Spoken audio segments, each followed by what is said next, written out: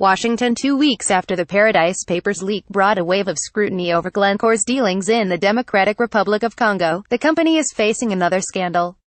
The issues stem from Katanga Mining Ltd, a Congolese copper producer owned by Glencore.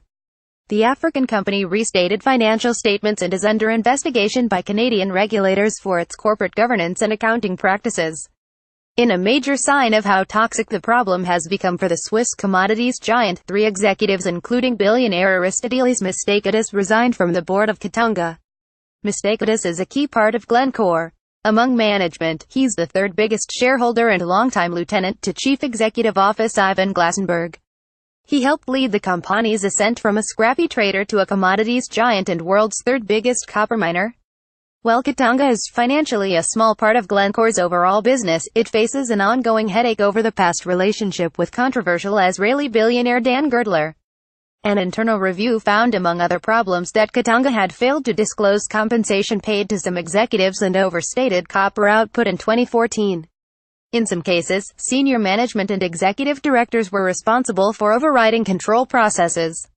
Canada's Ontario Securities Commission is also investigating the accuracy of Katanga's financial reporting, corporate governance and the conduct of some directors and officers. It's also reviewing disclosures related to bribery and anti-corruption laws. Source: Bloomberg. Glencore nominated 3 new directors to the Katanga board, including Chief Financial Officer Stephen Kalman. It will strengthen controls across its copper division, Glencore said in a statement. Katanga's business dealings in Congo and Canadian disclosures have been questioned before.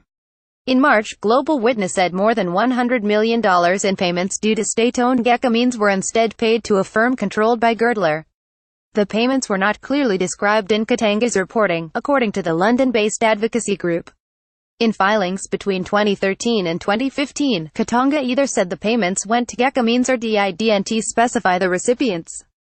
At the time, Glencore said it made the payments to Girdler's Africa Horizons Investments Limited at Gécamines' request, and complied with all Canadian disclosure rules. Glencore owns about 86% of Toronto-listed Katanga Mining. It began investing in the business a decade ago through the merger of Katanga and Nicanor plc, in which Girdler also held shares. In February, Glencore cut ties with Girdler and bought out his stake in Katanga.